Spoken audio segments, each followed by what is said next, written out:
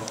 저희 조에서는 이번에 읽은 책이 군주론인데 일단 이 군주론에 대해서 설명이 앞서서 먼저 알아야 될 게 있는데 보통 역사에서 보면 좀 보편적으로 망하는 왕들의 케이스 같은 게 있거든요. 그래서 그거에 대해서 먼저 설명을 하도록 할게요. 먼저 왕들이 왕권에 오르면 제일 아래부터 시작을 해요. 이때는 자기 나라가 자기 백성들이 잘 살아야 되니까 어떻게든 나라를 잘 이끌어가려고 열심히 노력을 하거든요. 그래서 왕과 신하가 협력을 해요. 그리고 이제 점점 성장을 하면서 전성기를 맞이하죠.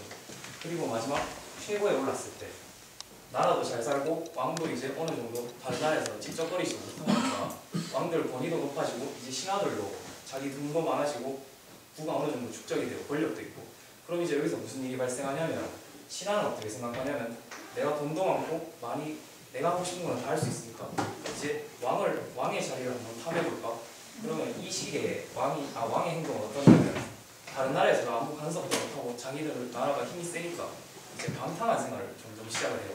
뭐 술을 많이 마신다든지 아니면 여자를 많이 건드린다든지 그런 일들이 많아서 신하 입장에서 보면 왕이 너무 방탕하고 부패한 생활을 하니까 이제 어떻게든 왕권을 한번 뒤집어 보려고 시도를 하죠. 그래서 반란이 일어나게 되고 그러면은 이제 나라가 망하게 됩니다. 그리고 이제 새 왕이 올라가죠. 그러면 다시 또 성장을 하고 이제 왕이 또 전성기를 맞이하면 또 이렇게 퇴보를 하게 돼요. 그래서 이게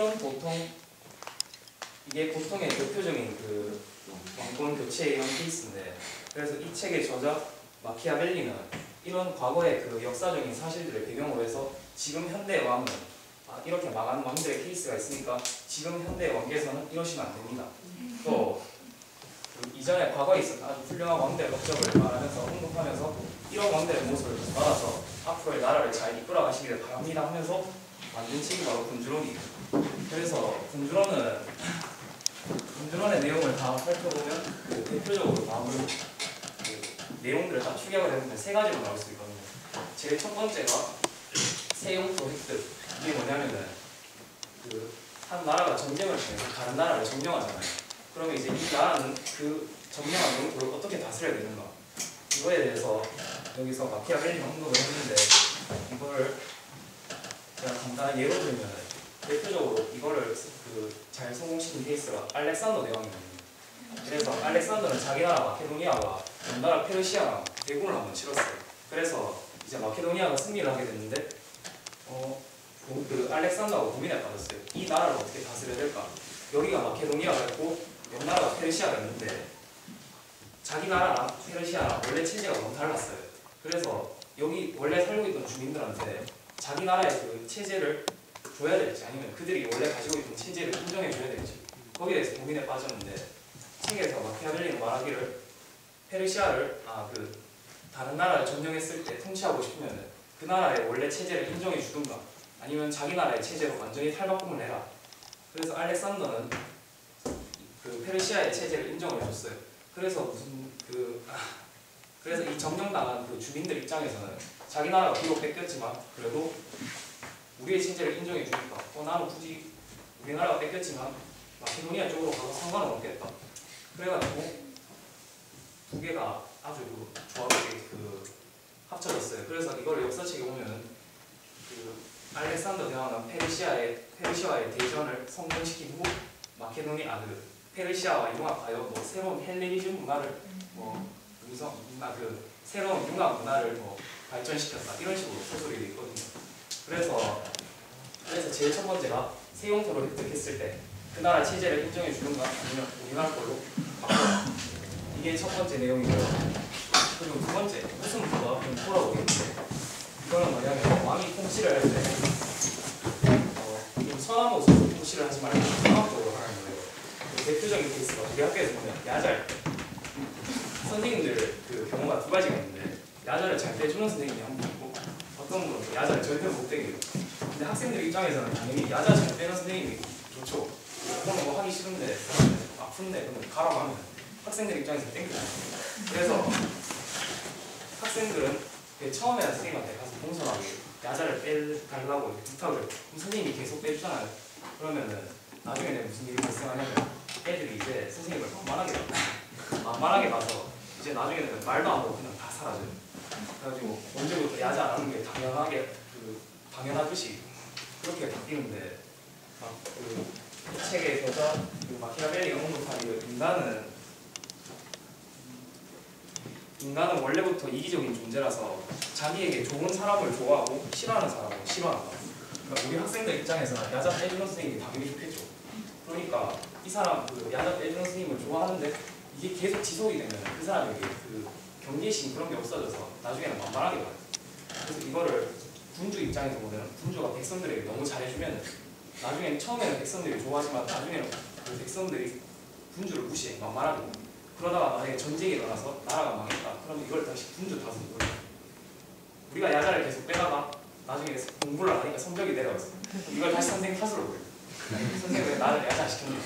근데 반대로 말하면 이마 반대로 야자를 무조건 못 빼게 하는 선생님이 있다. 야자를 빼고 싶은데 야자 빼면 은근히 때리고 그다음에 엄마한테 전화하고 아빠한테 전화하고 그러는 선생님이 있으면 처음에는 싫겠죠. 나 야자 하기 싫은데 해야 돼. 근데 그래도 하면 공부를 어느 정도 하니까 성적이 올라갈 거예요. 그럼 결과적으로 봤을 때 처음에는 야자 빼주는 선생님이 싫었는데 결과적으로는 좋은 결과가 나오니까 결과적으로는 좋은 거죠. 그래서 이거를 다시 또 군주 입장에서 보면 군주가 백성들에게 조금 엄하게 하면 처음에는 싫을 수도 있는데 그게 나중에는 자기 국가들을 이렇게 잘 지킬 수 있는 그 원동력이 되는 거죠.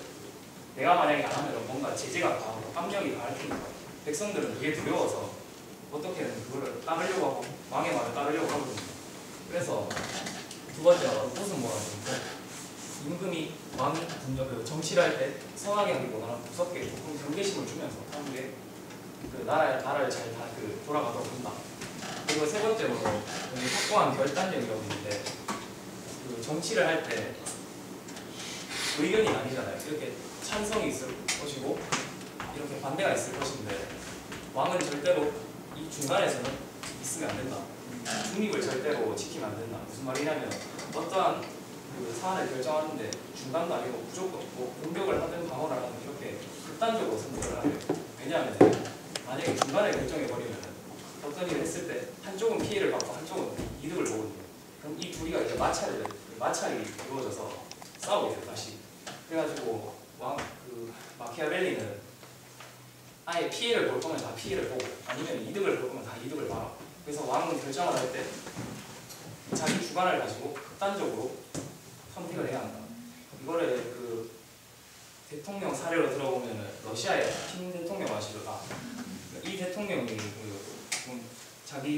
자기만의 주관을 가지고 이렇게 결정하는 걸로 유명한데 대표적인 예가 뭐였냐면 푸틴이 러시아 내에서 마피아 조직과 인질 상황이 한번 벌어졌어요. 러시아 내에서.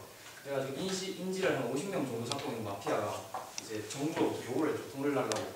그러면은 만약에 중간이었으면 대통령이 협상을 했겠죠. 마피아가 연락을 해서. 근데 푸틴이 이때 그걸 하지 않고 뭘 했냐면 경찰 부대를 파견을 했어요. 그래서 그 마피아 조직들이 머물고 있는 자리에다가 그냥 아무 협상도 없이 그냥 폭탄을 투척했거든요. 그래서 안에 마피아들은 다 죽었어요. 근데 마피아만 죽은 게 아니라 안에 인질들도 대부분 다 죽었거든요. 그래서 물론 그 인권이라는 측면에서 보면 사람을 무고하게 죽였으니까 잘못된 거는 맞는데 결과적으로 보면 물론 인질들도 죽었지만 더 많은 마피아들이 죽었으니까 좀 나중에 미래 차원에서 봐서도 이거는 뭔가 좀 합당하다. 그래서 푸틴의 결정은 확고한 결단력은 대단했다. 이런 말들이 되게 많거든요. 그래가지고 왕들이 정치를 할 때 그래서 이 책의 저자도 똑같이 정치를 하려면 확고한 결단력을 가지고 해라. 피해를 볼 거면 피해를 보고 안 볼 거면 확실하게 해라. 이런 식으로 다 말을 했어요. 그래서 이게 전체적인 줄거리 중에 거의 대표적인 부분인데 오늘 일단은 전체적인 줄거리만 얘기하고 다음 주에는 좀 더 세부적으로 이제 토론 주제를 만들어서 저희가 이야기를 하도록 하겠습니다.